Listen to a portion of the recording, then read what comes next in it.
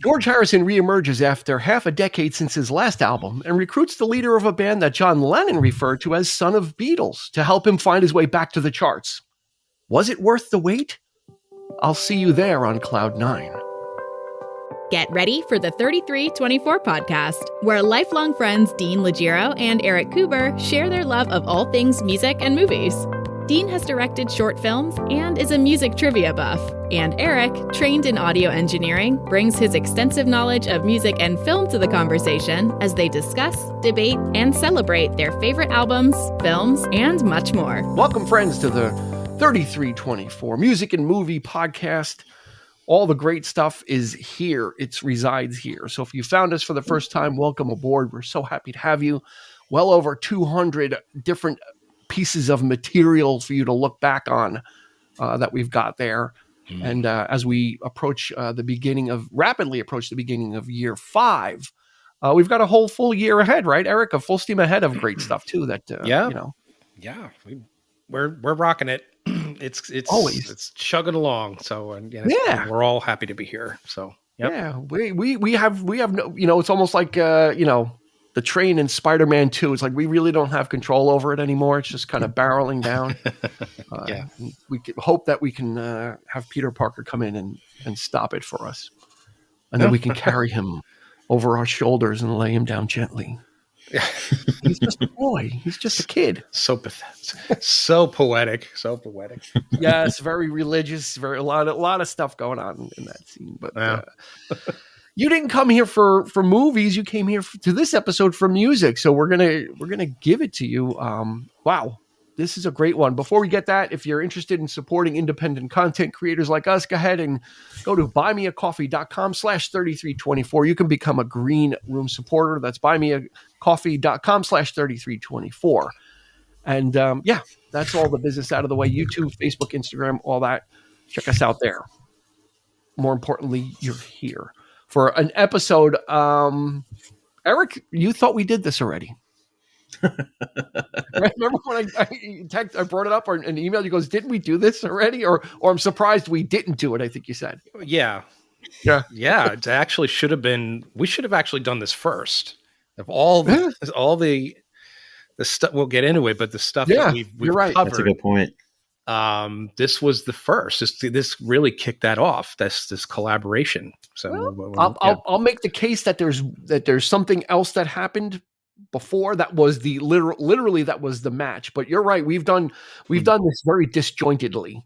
But I think that's better. I think that, because we're coming to it organically, where we want to talk about a certain episode, a certain album, and then when we're ready for it, And I'm actually glad that we're doing this now. Because I have a lot of feelings about this album that I didn't really realize. But before we get to that, Mr. Christopher Clark is with us. Hey, what's up, guys? I'm excited to do this one. I'm glad you guys emailed me about it. This is kind of a walk down memory lane for me listening to this record. So I'm really excited to be doing this one. He was sitting below us on Cloud 8, and we said, "Why don't you come up to Cloud 9?" Cloud 9, and now I'm here. He's one below. We're looking down. He's like, "What are you doing down there? Come on up." Because that's what it takes to get that email from you to say, "Would you like to do this episode?" If that's what it takes, gotcha. Here he goes. I think that's becoming an ongoing thing now, because even Eric is doing it, where we're using the titles. That Led Zeppelin episode, man, it was just all downhill from there. Yes, they say you can't put the toothpaste back in the tube once you squeeze No, you really it out. can't. Put the genie back in the bottle. So we've done it, and he fired the first shot. So let's get into it. There, I'm glad that you've decided to join us. Eric and I were into this album like from the get-go. We were, oh my God, we were so young. But let's talk about the stats, give you the factual information. This was released in November of 1987, produced by We're Only Gonna Ring the Bell Once, produced by Jeff Lynne and George Harrison. There were 3 singles released from this album. Got My Mind Set on You, hit number 1. When We Was Fab, hit number 25, and then This Is Love hit number 8, all on Billboard. 1 times platinum, 1 million copies. That's kind of perplexing. Yeah, I thought the same thing. Doesn't make a lot of sense to me, but hey, that's what it is. And then George Harrison was inducted into the Rock and Roll Hall of Fame as a solo artist posthumously in 2004. Unfortunately, didn't get his due while he was alive. So no. So all right, let's get this started. Eric, I mean, you and I were kind of, we were in the thick of a certain type of listening pattern between, ELO, between the Beatles, right? There was just it was fertile ground for this album to come out with and for us to get into. Yeah, I think the Beatles were just releasing their entire catalog at this point. On CD for the first time, right? Yeah. So we were excited about that. So we were getting into that. Longtime ELO fans, the both of us. But yeah, I think I read it I think it was probably Rolling Stone that I first heard that they were collaborating, and that was exciting. So I was like clamoring for this thing to come out. Like I couldn't wait to get it. And I think I got it. I might have gotten it. I don't know if I got it first or I think we might have gotten it at the same time. And I remember we came, you picked me up and we were like, you were like really into, got my mind set on you, and I was like wondering if I think I might've been a little bit more excited about the record than you at that point. Am I right? Is that fair assessment or hard to say? Hard to say. There was so much going on at that time. It was the 20th anniversary of the Summer of Love, so there was a lot of nostalgia. I don't know if you remember. Yeah. There was so much nostalgia for the '60s going around. 20th of Sgt. Pepper too. Yeah, all that was like a big, like there was such a vibe. I don't know if Eric, if you remember, there really was a vibe in the air in '87 of just kind of people kind of remembering that as going back to 20 years of Pepper and Summer of Love and all that stuff was kind of, Grateful Dead was becoming, Touch of Grey. All this stuff was kind of bubbling up again. And there was those kind of good feelings. And then this came out. I probably wasn't hugely enthused, mainly because, ELO had broken up. 86 was Balance of Power. That was the last ELO album. So I probably wasn't, I could probably put myself in the mindset that I wasn't too thrilled that the recording was an unknown at that point. Like, okay, ELO is gone. So what is there? So, he's going to produce. It's like, all right, Yeah. So I think that kind of might have been a little bit of that in there of, well, you're not the quarterback anymore. Now you're like the kicker, you're not the main guy. So I think that was might have been the feeling of, okay, take what we can get at this point. Yeah, but the thing is, his production on this record, you might say, I'm to this day, I'm kind of wondering, is this a George Harrison record, or is it you could make a case that it's a Jeff Lynne? Well, it's a good question. Just the sound of it. I mean, for me, just sort of like. Wasn't really all. I mean, he was still playing with a lot of that heavy production, especially the keyboards. Like from Balance of Power. I think he was still experimenting with that. I think that kind of carried over to this record. But yeah, I'm amazed listening to it now how much there is in the headphones. Yeah. There's like so much stuff being thrown at you. Yeah, tar which we're going to get to. Yeah, it's just amazing. It's been a long time. Let me let Chris jump in. Why is this nostalgic for you? Why was this kind of bringing back? First of all, I was 8 when it came out. For some reason in my head, I felt like it came out a little bit later, like 89, 90, when I was a little bit older and not a lot older, but like just where I was really getting more into music as you do when you're kind of a tween. But what I remember about this is I remember the video for Got My Mind Set on You, and then I remember making my father get me the single, and then one of my distinct memories of the first time I listened to this album is I borrowed the album from him, and he heard me and my brother in my brother's room, and we had rewound to Got My Mind Set on You and played that, and he's like, well, you have the single, so this is all you're going to listen to. I'm taking it back. And so then I felt like I had to listen to the whole thing, And again, I was only 8, but I really remember liking it. And then we used to do road trips to Florida every year when I was a kid. And this was kind of one of the go-tos because it was something that my dad could listen to in the car with my mom, and then them both really liking it. And then from that, I remember getting the travel. To me, in my mind, I always associate this one with this record, and then the Traveling Wilburys record, and then Tom Petty. To me, they all, for some, and I think I said this when I did the Tom Petty episode with you last year, they all kind of bleed together for me.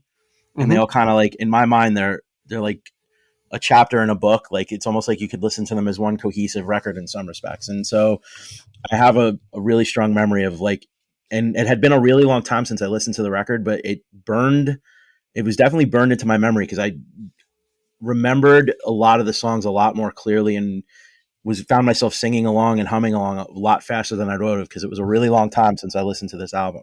Yeah, me too. It's one of those ones that you've got and it's here, and it's, but you take it for granted. But with my recent conversion into listening to some of my physical media again, pulling it out was just something special, which we're going to get to.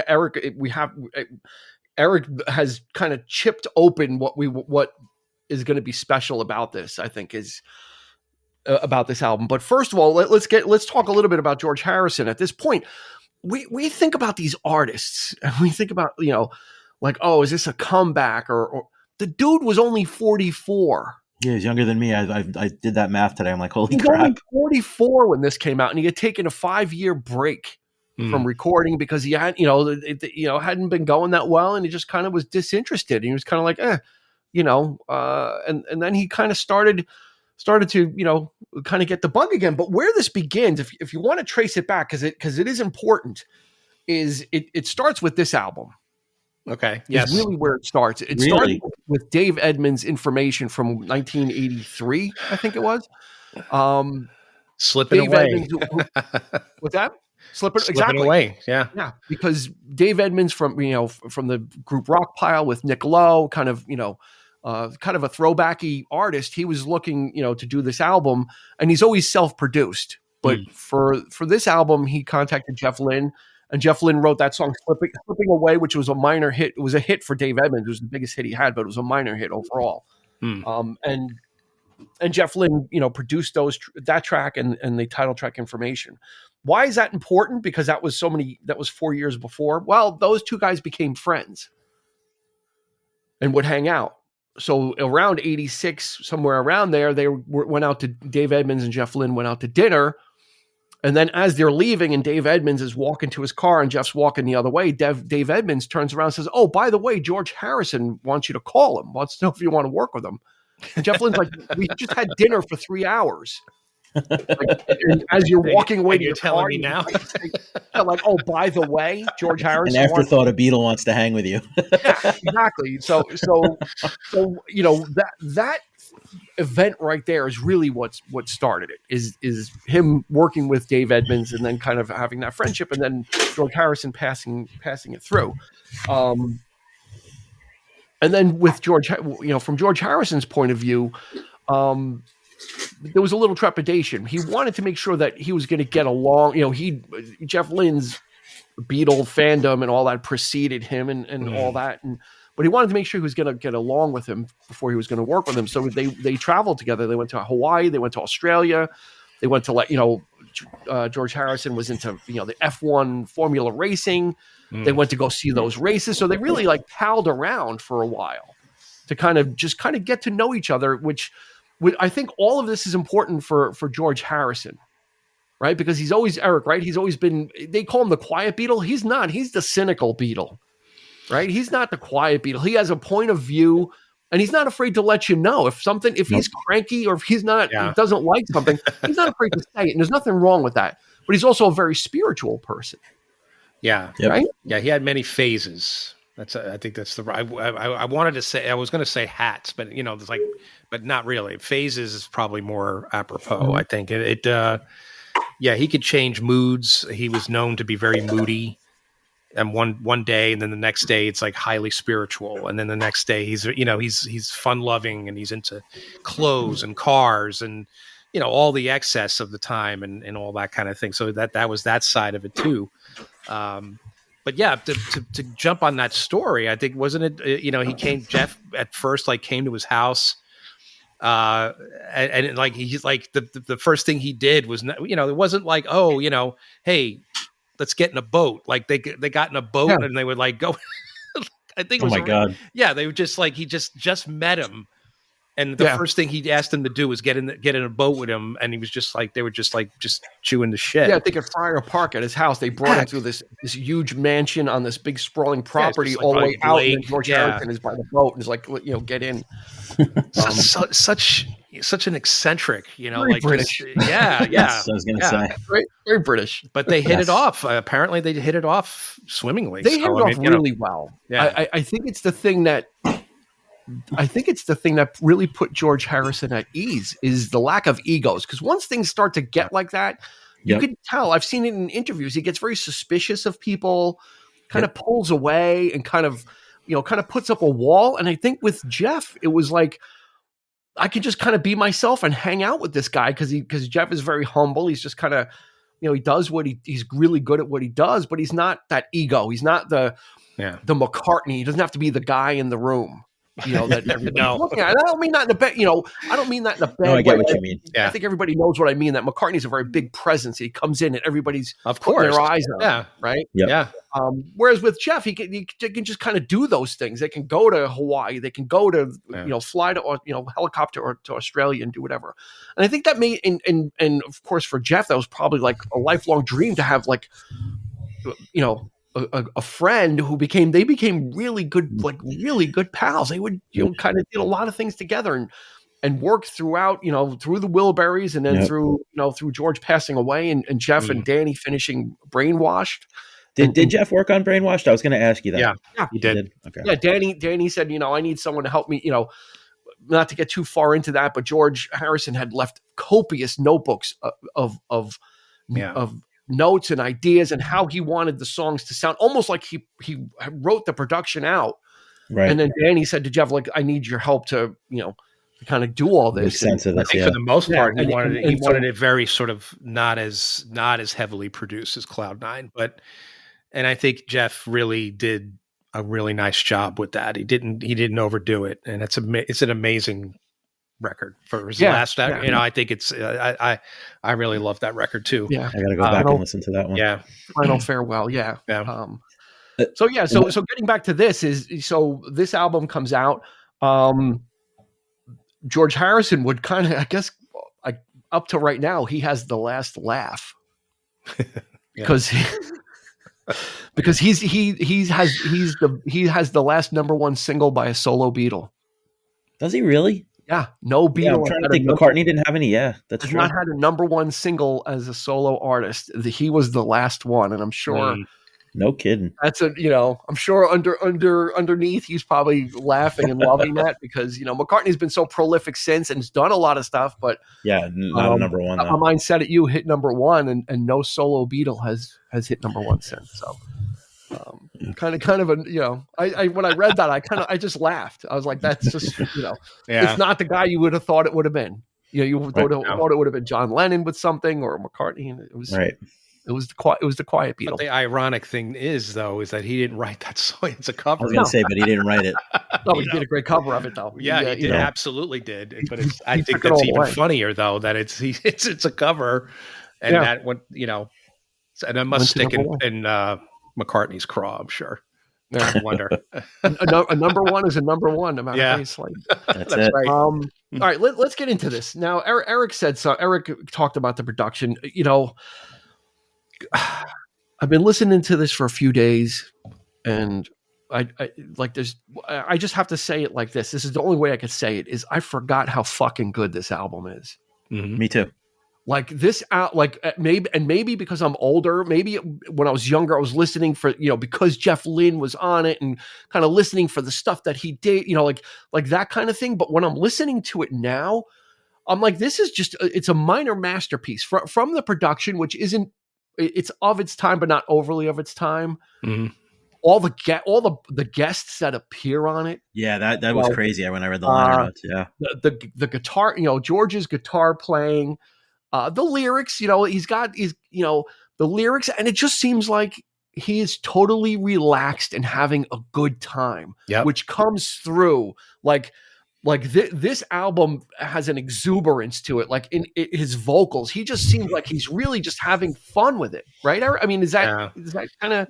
He sounds one, and largely due, I think, credit has to be given to Jeff, I think, for really boosting those vocals. And because, his voice was shot. I remember hearing, like, when he was touring heavily, what was it, 75, 76, the 74 tour. Yeah. His voice was destroyed. I mean, he was destroyed. And that's part of the reason why. And then those albums that he did in between were very mediocre, just bland and just didn't go anywhere. But this was really just a shot of adrenaline, from all sides. And his voice in particular is what really stands out to me. It's probably the strongest I feel it's ever been, including his time with the Beatles.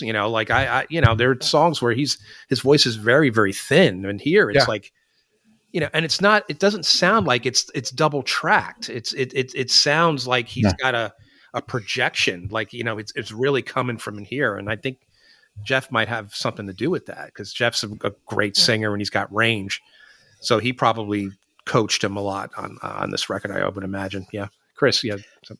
So what I was going to say too is, when I first popped, when you guys sent me the email and I said I would be interested in doing it, when I first put the record on and I heard that like 80s-ish production tone to it, and I'm like, maybe I made a mistake and maybe I looked at this record through rose-colored lenses from the last time I heard it. And then I played it through, and like you said, it sounds 80s-ish, but it's not like overpowering either. And what's good about Jeff Lynne and how he produces definitely comes through. And then the songwriting is just so amazing. Like these songs are so well written. And what I thought about it through the whole record is, it almost seems like with this album, he made peace with his past, because it definitely has a lot of flavor that you would hear on Beatles records. There were a lot of elements that reminded me of what I liked about the Beatles and the songwriting of the Beatles. And it was almost like he wasn't running away from it or trying to do something different from what made him as a member of the Beatles so good. And that's really what stood out to me more than anything else, is how these songs were they were earworms. And every time I listened to the record, I liked it more, and I remembered more and more why I liked it with every spin that I did preparing for this episode. Absolutely. The production has like a shimmer to it. Yes, exactly. Yes. It's not glossy. It's like a shimmering, like throwing a rock into water, and you get that ripple. It just has like that nice, it just has a nice feel to it. It feels modern. It sounds great, but it's not overdone. Jeff was really kind of, I think, when you're moving into a producer role, it becomes less about what you want, right? I think he had to learn that tool of, I'm bringing a skill set, and people, I think what it is people know what did I write down? You get what you pay for, right? Like if you're hiring him, you're especially at this time, and he did change when he did, Highway Companion with Tom Petty, the second go around. It wasn't like Full Moon Fever. But at this point, when Chris is talking about this era as a whole, like chapters in a book, this is what you're getting. This is what you're hiring, and this is what Tom Petty wanted Jeff for. Is he heard Cloud 9 and says, I want this. Mm-hmm. I don't want full blown ELO. I want kind of the best parts, or the parts that are real hooky that Jeff can bring, where he can bring that ear and bring those extra little pieces in. Yeah, without going overboard, which he was getting towards. If you listen to Balance of Power, the last ELO album, it's very held back. It's not as dense as Time or Secret Messages. So he was kind of, I think, organically, Eric, right? Would you say he was kind of organically getting was already what on he it described when they got to the Wilburys as a wooden style of production, more analog. It was more. He was leaning more into the sort of rock. There's a lot more guitar. He's like a little less on the strings, a little less on the. Like I said, he was still messing around with like the sequencing of the keyboards, but I think it's more layered keyboards than anything else. But I don't know. It's just that's you say ripple effect. I'm thinking there are layers to this record than in the production. I feel like there's just, for a simple song, like pop type stuff on this record. There's so much to hear, so much to listen, and that's Jeff Lynne's gift is making you. I think he said it. I think it might have something he said. I want people to, when they listen to my stuff, I want people to, I want to give something interesting to listen to at every spin or something to that effect, which is why he throws in all these little sound effects and things and little like textures. And, I've always dug it. Some people are critical of his I don't agree with that at all. I think that's definitely his talent, that, and if you're going to hire Jeff Lynne, that's what you want. That's what you're going to get. And McCartney put it best. He goes, everything just fits, like all the things fit. And that's the difference between someone that can do that stuff and it sounds messy and it just sounds like maybe avant-garde. Like it just doesn't, it sounds for sound making, but what I've always loved about his production and just his work is that, there's a lot there, but it all like fit. Like you can't, it's like, that weird thing or that echo of a line or a word, it belongs exactly there. It doesn't belong anywhere else. It belongs right there. And or that weird noise or whatever, it belongs exactly where it should be. It's not it doesn't come, I'm going to get corny. It doesn't come out of the blue. Like the sounds are interesting sounds, but they fit where they're supposed to. So being able to pull that back and just kind of, turn the faucet a little bit, which is what he did. There are only a few instances where I'm like, okay, he's really kind of, going for it. But George Harrison was in on it. Let me go through the guest list on this, because this is literally a who's who of on this album. So of course, George Harrison. Jeff handles all the bass on this, and backing vocals. Then, of course, the friend from the past, Mr. Eric Clapton, the other friend, shows up on, so on Cloud 9. That's what it takes. Devil's Radio and Wreck of the Hesperus. So, and it's nice. It's so nice. We'll get to that. So I have some comments there. Yeah, it's nice. And then you got Elton John, who plays piano on Cloud 9, Devil's Radio, and Wreck of the Hesperus. So we're building like the Avengers of like George Harrison's friends. Gary Wright plays piano on Just for Today, and I think he co-wrote Just for Today. And When We Were Fab. Jim Horn, oddly enough, that's his real name, but he plays saxophone. And I wrote it down. It's Eric's going to know when I say this. This album has that fat saxophone sound on it. Like, you know what I mean? That fat. Yeah. It sounds like a really fat, wide saxophone, like, dun, dun, dun, like it's like dirty. Yeah. It's pretty. Jim Keltner on drums, Ringo on drums When We Was Fab. Of course, Ray. You can't have Ray, percussion without Ray Cooper and his multiple tambourines and wide fingers and tapping and snapping. Bald head and sunglasses. Yes. Ray Cooper was everywhere in the 80s. He absolutely was. He was like the junior Phil Collins of just showing up at every benefit concert and music videos and everything. So this is like a wrecking crew of people. So Eric, let's go to Clapton. Good Lord. Since you're the resident. So, I think, well, for me, it was exciting because I was just getting into Clapton at that point too. So, and of course, the whole history with him and George and that stuff. So him, and I don't think this was necessarily planned for him to jump into this, to be on this album. I think it was, the story goes, is that he showed up just to say, just say, hey, and just to hang, because he knew he was recording an album. I guess it was, and George's like, hey, you got to play on it. He's like, listen, I didn't bring my guitar. He's like, well, I got plenty. He's got probably, a whole fucking studio of guitars. The thing is, though, the funny thing is Eric didn't even bother to retune the guitar. So if you listen to that solo, on that wonderful solo at the end of That's What It Takes, when he just, oh my God, I love, that's one of my favorites. It's so simple, but so elegant. But the sound of the guitar is definitely a George Harrison, his tuning. Like, it's like way upper register, but Eric didn't care. Like, he just fucking played it. And I think he did it on purpose. He's like, I wanted to sound or maybe it was Jeff that might have came up with the idea and said, like, listen, we should, so you got that wonderful slide in the middle of that song, and then Eric just takes it home at the end, and I just, oh my God, I just fucking love that. So it's just so like light and yeah. And then of course, the Wreck of the Hesperus and Devil's Radio, he's a little bit more aggressive on it with his lines and, that kind of thing. But it was, I thought it was so cool to have the old buddy and then the new buddy in Jeff Lynne, and they're all collaborating. And this is like probably the only time that Jeff Lynne has ever produced Eric Clapton.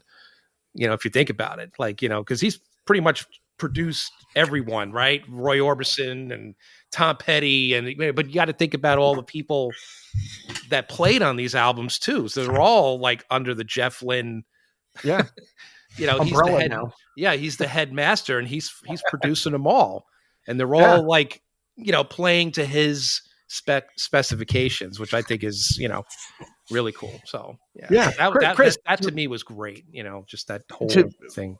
To bounce off of what Eric said, Chris, I mean, for an album that's so poppy, there's a lot of guitar work. This is actually a pretty guitar forward album, right? Right. And I mean, it definitely has a lot of guitar on it, but it's not like overpowering guitar, but like really, really tasty stuff. Like I love, like Devil's Radio, I think is great. It's like a driving song, and the guitar, that driving guitar is fantastic. I really like it. And, speaking about the guests and them being a part of, Jeff Lynne's, stable, kind of doing, Jeff Lynne like orchestrating and putting together what they need to do. I didn't realize all the people that played on this record until I looked at the liner notes this week. And like, when you think of Elton John, like the songs that he played on, I would have never in a million years thought that was Elton John playing piano, because it was just such simple stuff that served the song. And it wasn't like this, what you think of when you think of Elton John touching a keyboard. And it just kind of speaks to like everything, all those guests and everything they did, and all the guitar work that Clapton did and all that stuff. Everything is coming together to just like serve the song, which is really cool. Exactly. So supposedly in the mid 70s, Elton John and Jeff Lynne collaborated on a song that has never been released and may not ever be released. Supposedly they did a song or two.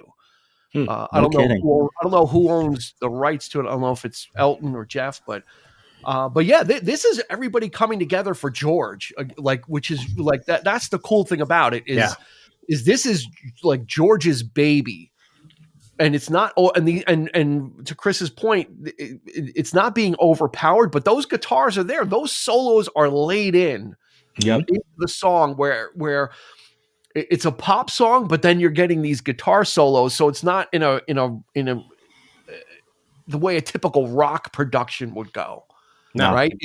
It's actually it's a very strange way of arranging it. But when you listen to the album, it's like, wow, there's just a lot of guitar work going on here. There's a lot of solos going back and forth, and George and Eric are talking to each other via guitar on Cloud 9. I mean, there's a lot to chew on, but it's in such a beautiful wrapper that you almost forget it, right? Because you're so dazzled by the sound and how just the acoustic guitars, how crisp they sound when and you can really pick everything out of it, which is what re-listening to this was a revelation. I'm like, oh my God, this is just beautiful.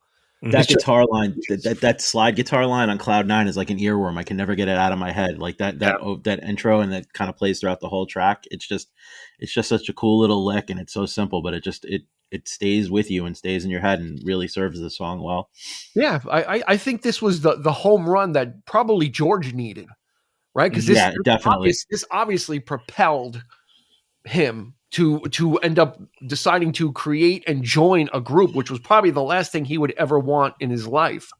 Yeah. After the Beatle experience was to be beholden to a group and be in that dynamic again, where he just went right in, and like I said, it's that newfound exuberance that he has. You hear it in the vocals. This is love.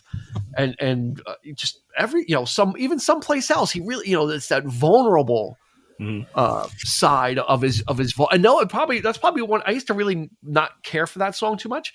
Now just the vocal performance on that is it is reliant because it's very sparse. It is reliant on his vocals, Eric, right? It's not, you can't, hide it like Devil's Radio where that's like ELO forward, for me. It's very much, I'm listening to him like this is, I've heard this on probably secret messages like Danger especially Ahead. that like whatever the hell they're saying there, and that stuttering, like the radio, like that vocoder effect thing going on, like it's like it's very, very, very ELO right there. But it's just. But I remember having that conversation. I remember having a conversation with my family in the car about what they were saying. Like in that, was it God Sin or God Sing or whatever? Like I remember we all of us sitting there trying to figure out what the hell that was he was saying. Gossip. Yep. Gossip. For me, when I was listening to it today, today or yesterday, I'm kind of like, all right. I knew we were going to be talking about how, and a lot of the reviews are how heavy-handed the production can be and how Jeff gets in there. Mm-hmm. You know what? The second song actually really became ELO. Like if you listen to it, That's What It Takes, that is very much Secret Messages from the kind of wispy intro, like with the noises, and all that kind of stuff. It's like, so it didn't take long for kind of, for me, if you're playing Spot the Influence, second song in, like you're there. And then of course when We Was Fab, I mean, if George is gonna, like Eric said, is making peace with his legacy. Well, Chris, absolutely. That song When We Was Fab is tailor made. He's winking. The music videos. I remember when I saw the music video and he's wearing the Sgt. Pepper uniform. I was like losing my shit. I'm like, because I was knee deep in the Beatles at that point. I'm like, oh my god, like and Ringo being like kind of like the stage crew.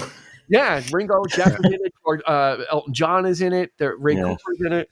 Well, the pseudo Beatles reunion, with the guys the cellos and the strings. I mean, it sounds like a Beatles song. I mean, it definitely Magical Mystery Tour, right? You know exactly what you're listening to there. Yeah. But I kind of do like the the kind of tongue in cheek look back on on the history, because things didn't go so well, towards the end there. So, he's taking the piss out of it. Really, right. He's saying, when we used to be popular. So, a long time ago, you may remember me. I was in a famous band. What was the line about taxes when income tax is all we had? Yeah, that's cool. Yeah, and I mean, that's obviously going to be in Jeff's wheelhouse. Is okay, like I said in the open, John Lennon famously called ELO son of the Beatles, because if we were still around, this is what they would have sounded like. There's a whole recording where John Lennon used to be on NEW all the time because he lived in New York and he used to kind of miss NEW, like a radio show, and he played Showdown from ELO, and he's like, this is these guys, and this sounds like Heard It Through the Grapevine and Lightning Strikes combined. I mean, John Lennon had a really adept ear at kind of pulling stuff out. And he goes, I call these guys son of the Beatles because, this is what we would have sounded like probably. To your point about just in playing Spot the Influence and bringing up John Lennon, to me, Just for Today sounds like something you would have heard on like Plastic Ono Band or Imagine. Like, to me, it had a very Lennon-esque feel to it. Like it almost felt like a nod to his old bandmate in a lot of respects. At least to me, maybe I'm wrong, but I kept thinking of John Lennon every time I listened to that song this week. Yeah, and it's very spiritual. Try to be my own. Try not to be my own life's problem. Yeah. Yep. Just for today. Deal with So again, I really like how they weave this exuberance, but again, it's squarely George Harrison style lyrics, right, Eric? It's still it's not like, he parceled this out, like, and said, I need to hit records, so get me Desmond Child and get me, Holly Knight, or whoever was the, Elizabeth Warrens, whoever was big at the time, like, get me these people. Ron Nevison. Yeah, exactly. These are squarely his songs, right, and squarely his feelings still. I'm actually surprised that there's only just a couple of tracks that are co-written by Jeff. But the majority of the songs are George's. So that's looking at the liner notes like Chris, that surprised me. just given the production, you know, like even just for today, to me, that's very ELO-ish. It's very sort of stark, and you know. But again, you know, it's like, who is it? Is it the Beatles? Is it, you know,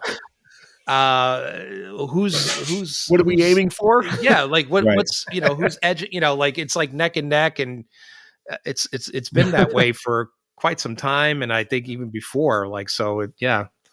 I mean, I don't know if he was like searching for a sound so much as it was, it's just like, I'm just going to let it flow the way it flows and let it happen the way it happens. And this is what came out, right? Like, cause I mean, this was where he's from and this is what he's doing. So it wasn't like, I feel like it's almost like he's like saying on this record, I don't need to get away from saying, well, shit, this sounds too much like the Beatles, or this sounds too much like this. No, I think at this point in his career, he's just like, this is what I'm going to do. And this is how I want to do it. And I don't want to be beholden to record sales or feeling like I have to do this. This is what I'm going to do. And this is what I want to do. And, you know, and on some level too, like, you know, you think about like his two greatest records, like, or if you even go say like his three most noteworthy records that people still talk about are All Things Must Pass, this one, and Brainwashed. And it seems like, and granted, it's only 5 years, where some bands, it takes 8 or 9 years for them to do a record now, but like, it's almost though, like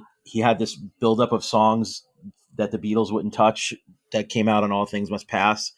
Now you've got this record where it's like 5 or 6 years where he's letting things, it's almost like he needs the time to really get his shit together and like really let things kind of marinate and come, like, you know, figure out how he's going to do it. Like he needs to be, he's very intentional about what he's doing, and he needs that time to be intentional. At least that's what I was thinking about when you think about the space between those 3 records and how much time it passed. So. Yeah, yeah. I think it's him doing it on his own terms. So he had taken a break after in you know 82. You know, he had done the car racing. He was, you know, he had handmade films. You know, so he was a movie producer to varying degrees of success. We'll call that. And then was like, yeah, I think I'm ready to record again, right? So yeah, it wasn't you know, he was at that point, and like I said in the beginning, he's very much of his own mind, so no one's going to force him, you know, to do anything, you know, and he's in a position where he doesn't have to be forced. It's not like he's doing this for the money. So I you know, and you have something like Wreck of the Hesperus, which is like it's like an adjunct to When We Was Fab. It was like him talking about getting old and aging, but I can still rock, you know. So there's still that, you know, there is that self-awareness, you know, like you said, of yeah, I was in the Beatles, and we're gonna have a laugh about it, and you know, I'm 44 again. At that time, that was old for rock people, right, Eric? Like we were putting them out in the farm. At 44, it was like, you know, we didn't know they still had a lot of mileage, so much mileage to go. It was just, you know, amazing. It's you know, he's not obviously not taking himself too seriously. Not that he ever really did, I don't think, but you got to consider what Jeff was thinking though at this point. It's like he's the avid Beatle fan. It's like how much, you know, how do I do this? I'm working with a Beatle.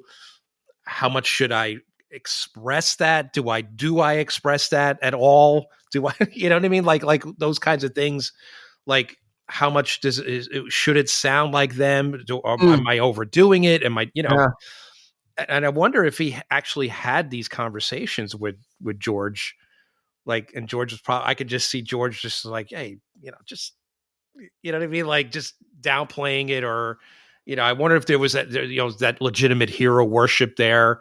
Was, you know, it's just, you had to be the fly on the wall in those instances. I would have loved, you know what I mean? Like, just to hear those conversations would have been fantastic. But Chris, I mean, like, and that's probably why, like Dean said at the beginning of the episode, that Harrison wanted to like hang with him at Friar Park and like do stuff with him that's not musical. It's like, is this guy gonna be my producer and a confidant, or is he gonna be a fanboy? Like, is he gonna like, you know, is he gonna ask me about like how, you know, what went on during the Let It Be sessions, or is he gonna like do what I need him to do, or like, you know, like I'm sure there's an element of that as well. Especially, I feel like he was a little bit burned by Phil Spector's production on All Things Must Pass. You know, as brilliant as that record is, it's like smothered in reverb. So I'm sure there were those conversations about like, what was going to be, or how this should be, or what this should look like. It would be a good fly on the wall moment to have to be there and hear what they were saying. But I'm sure there were elements of all of those things in those conversations. Yeah. There's actually there's a documentary about Jeff Lynne called Mr. Blue Sky, and he talks about producing the Beatles. And he said then, he goes, I was perfectly fine not to do any work and just listen to them talk about the days in Hamburg. And he goes, like hearing all the Beatles stories that you heard, but hearing it from them, he goes, I didn't need to do anything, and then they come in and say, hey, can you check our harmonies? I was like, me? Yeah, I'll fucking check. That's right. I'm working. I'll check your harmonies. Like, it's like you're asking me to check the Beatles harmonies. Like, can you check it? So yeah, there is that fanboy, but in the end, you're getting hired for something, and right. You got to be a professional. I think it's always been about the music first, and that's what even George said. George is like, there's stuff that I would on this album that I was ready to leave alone, and we're done. And it's like he would just keep working on it. He goes, it needs to, we need to finish it right and need to get it done. So there is that work ethic that he has, which is, and that's why that stuff sounds so good, because it's been worked on and kind of, I guess in a Brian Wilson way of translating what's in your mind into onto the tape. So the third single that was released from this album was This Is Love, and they didn't have anything from Cloud 9 to use. They're like, nothing really suitable to be the B-side. So George Harrison went out and recorded another song separately from the sessions, and then put it out and gave it to Warner Brothers. Warner Brothers like, you can't, this B-side, you can't use this.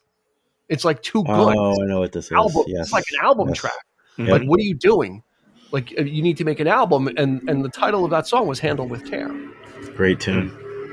By a ragtag group of people that he had put together, on a lark to do a recording session. And Warner's like, we're rejecting this. Like, we do not accept this as a B-side, because could you imagine walking in like and being like, so this is my B-side with like these legends of rock and roll here, like that in and of itself, right? Like, yeah, just a few friends. And they're like, yeah, no, Warner Bros. Like, yeah, you're not pulling this one over on us. Like, you got we're not accepting this. We're in a good way. This has got to be yes. Which again, like Chris said, just led to this whole. And we've talked. Eric and I have talked about it in the past when we did the Wilburys episode. And we've just talked about this time period of everything that was going on. Roy Orbison's album Mystery Girl. There's another story there when. Roy Orbison called Jeff Lynne. They're like, oh, is this Jeff Lynne? And they're like, yeah. He's like, yeah. He goes, please hold for Roy Orbison. And he thought it was a prank. He's like, why would he be calling me? So he hung up. And then he called again, and he didn't say. And then he called again, and Jeff Lynne didn't say anything for like a while, like on the phone, because he was just like so nervous, like he couldn't believe it. That's amazing. And Del Shannon, all these guys were in this era. So I always forget about that Roy record. Yeah, that has Bono on it. I mean, that was another one. That's a really good record. Star-studded affair. So again, it was just this great. It was like this, like we talked about this community, Eric, right? Of just these guys just kind of play. It was like a little mini Laurel Canyon situation. They were all just kind of in the area. They were all around. Somebody had a studio. They would just show up and just kind of like, oh yeah, well, I'll be on a couple songs here and I'll be on there, and it wasn't like a record label concoction either. It was just like so natural, which was why it was so good. I was going to say, it was very organic. Then they all just seemed to really enjoy each other's company. You just get that impression from that first Wilburys album, which one of my favorite albums ever. It's still fresh for me. Yeah. But yeah, just the camaraderie, just the whole sort of, I wouldn't say lightning in a bottle, but it was just sort of like the atmosphere, the lightness of it, the sort of like, let's not take Dylan's involved in this thing, right? I mean, he's not getting too heavy handed with his lyrics here. It's very nonsensical, but it just works, Playful. They were just very playful. Just, probably a lot of weed being smoked going on. A lot of beers and just kind of hanging out, Of course. And seeing what happens. Chris, what do you got? A few years ago, I went to a when the the movie about the Beatles playing the Hollywood Bowl came out, as a teacher, I was actually able to go and see the movie, and then someone did a talk. The person that did the talk back was Warren Zanes, who was Tom Petty's biographer, and he was in a band that had opened up for the Heartbreakers, like around this time of like the Wilbury crew hanging out. And he said he was at a party. I think it was at Tom Petty's house. I don't remember the full story, but like Petty invited him in to meet everybody, and he had a book by Harrison that he wanted to get signed. He said, and they're all just hanging out. Like, it's just like, it wasn't working. It was just like all of them hanging out, drinking, probably smoking a bowl and all that stuff. And he said Harrison took the book and signed all the Beatles names in perfect autographs because they all learned how to sign each other's autographs. But the idea of like, there was just this genuine love. They liked each other's company and being around. And that story, like, really kind of, to me, was like an indicative of like, this really wasn't manufactured. This really was a genuine love for each other that these guys had, which is very cool. Yeah. Ringo was involved in that, like Joe Walsh as an extension, because Ringo's wife and Joe Walsh's wife are sisters. Yeah. And you always see pictures of them out to dinner, like they're leaving from some place in LA, going to dinner and hanging out, so there is this kind of genuine, they're friends, but and then they're friends that happen to work together. There was one more song that they worked on, but they didn't finish it. They had laid down the bare tracks, and it would not show up on an album. It would show up on a soundtrack. Mm-hmm. And that song was "Cheer Down," which ended up being on the Lethal Weapon 2 soundtrack. George actually gave it to Eric to do. He's like, because it wasn't finished, and Eric's like, no, I can't do, this isn't me, it sounds too good. I think it was almost complete at that point, but it's like, no, it's like the Warner Brothers deal. He goes, no, it just sounds too good. Needs to be you. Cause he'd done obviously did the score. So Clapton did the score for that movie. Yeah, he didn't need to do, the hit song or the, just, you know what I mean? Like, it's just, and that is probably from my point of view, like when I think of you and I think of our friend John, that song really, I love Cheer Down. That's us. That is like the song for me, at least for me. I don't, because I just love the lyrics in that song. So, you ever hear it? Find it now. No, I haven't. You know what? I saw Lethal Weapon 2, but was it actually on the soundtrack? At the very end, it plays out. It plays out the movie, and it actually came from George Harrison's wife Olivia, because he would get so excited. George Harrison would get so enthusiastic about it. She goes, "Whoa, guy, cheer down." Cheer down. I gotta give it a spin now. Like I said, I probably turned it off when the credits came up and never heard it the way through. Pace on drums from Deep Purple.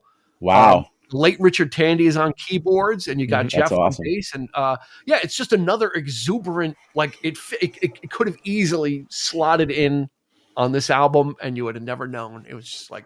And it's got the great. I mean, you want to talk about the slide guitar, right, Eric? Yeah. On the end, it just goes wild. That's awesome. The song just fades out to like this instrumental kind of jam at the end. I have the 12. Probably some of the finest that George has ever.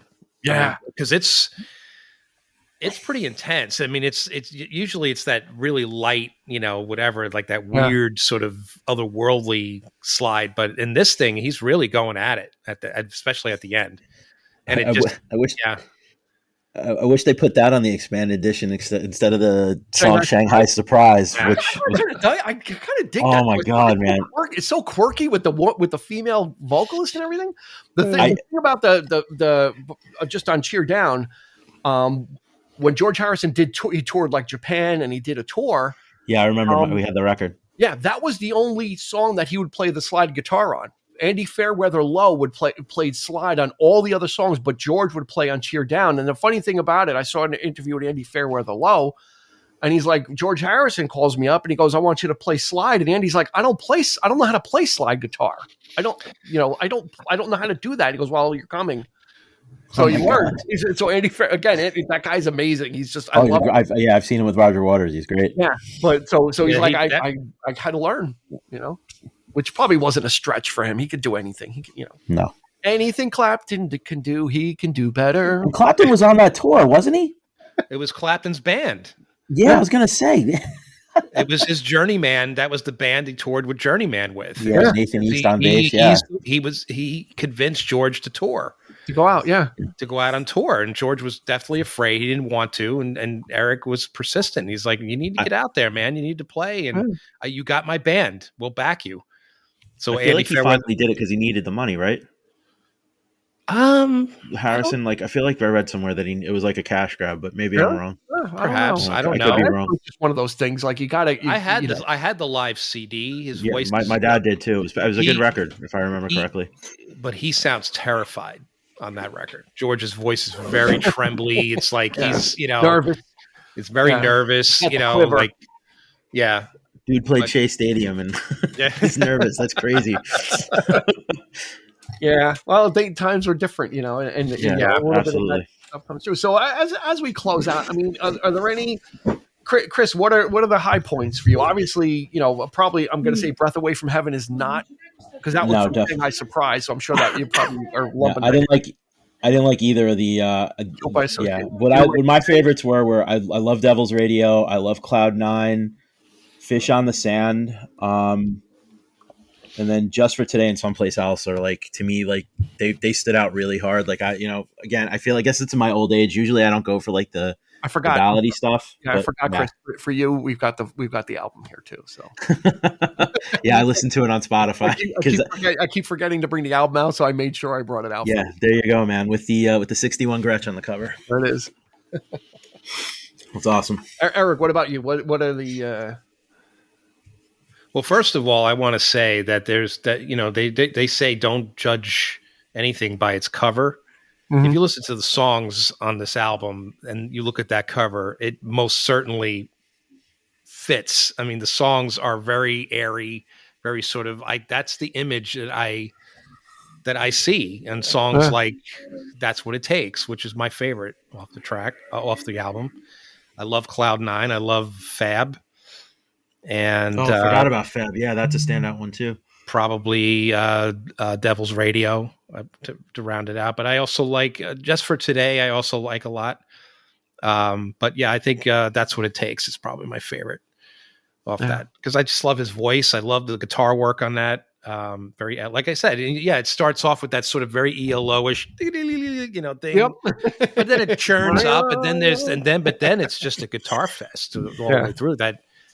You really hear that acoustic from Jeff and the drums on it. Keltner's drums on that sounds, the way he got, that bottom end is really good too. So I just love the way it sounds.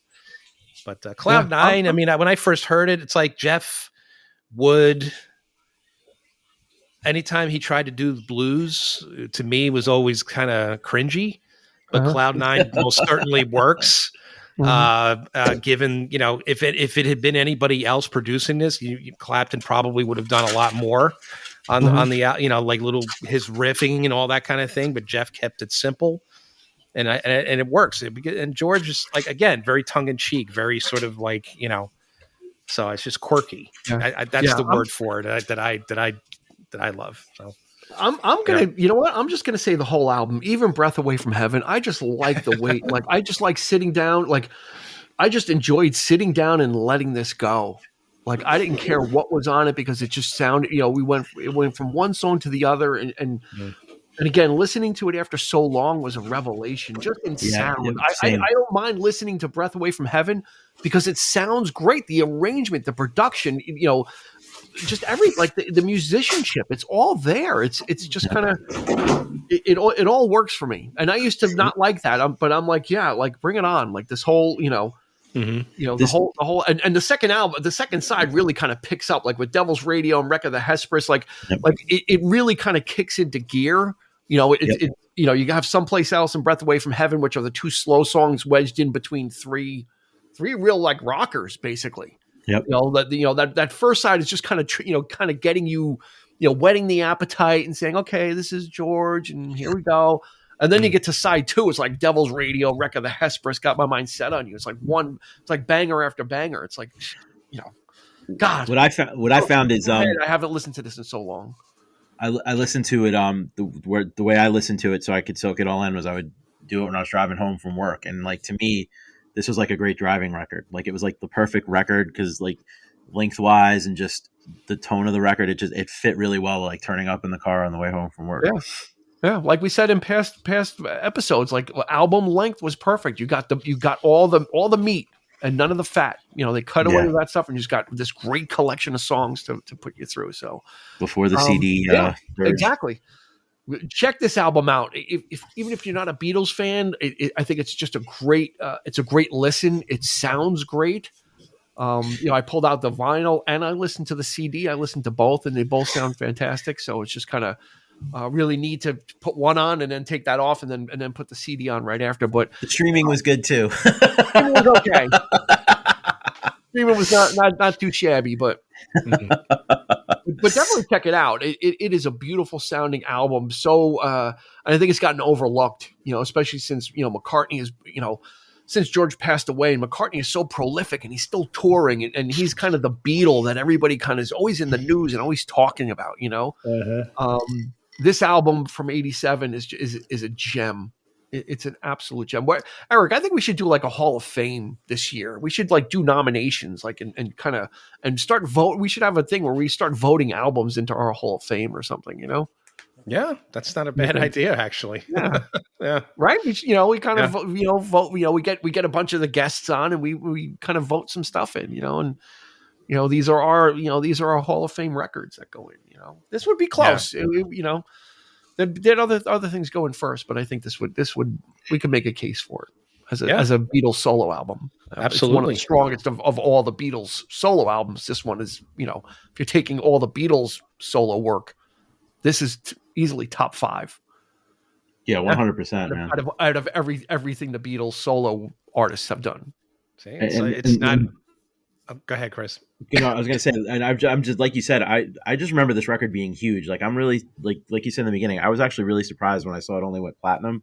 Mm-hmm. In my head, this sold like 4 or 5 million copies. It was huge, but not that huge, I guess. But sometimes it's not about quantity; it's about quality, right? Paul, how many albums does McCartney have, including with Wings, and it's just there are definitely some skippable McCartney records. Pumping him out. But we'll make a case for Flaming Pie, though. Absolutely. Well, Flaming Pie's fantastic. Yeah, I liked Off the Ground. Yeah, Flaming Pie. So did I. So did I, Chris. Yeah, who produced Flaming Pie? Yeah, well, was it Jeff Lynne? That's Jeff what Lynne. I think. Of course, it was Chris. Anything that the Flowers in the Dirt was fantastic. Was Jeff Lynne. Yeah, he co-produced after they did the anthology.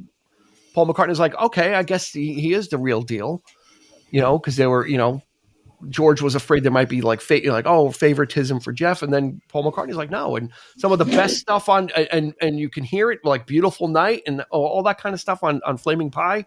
Oh my God, it's a gorgeous sounding album, and he didn't do the whole thing, but there's enough on there that it's like, yeah, okay. That's another record I have to go back and revisit. He's got the majority. We did an episode on it. Yeah.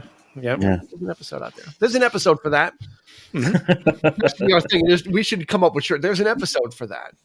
There almost is at this point, and there's an episode for Cloud 9. So thank you everybody for joining us.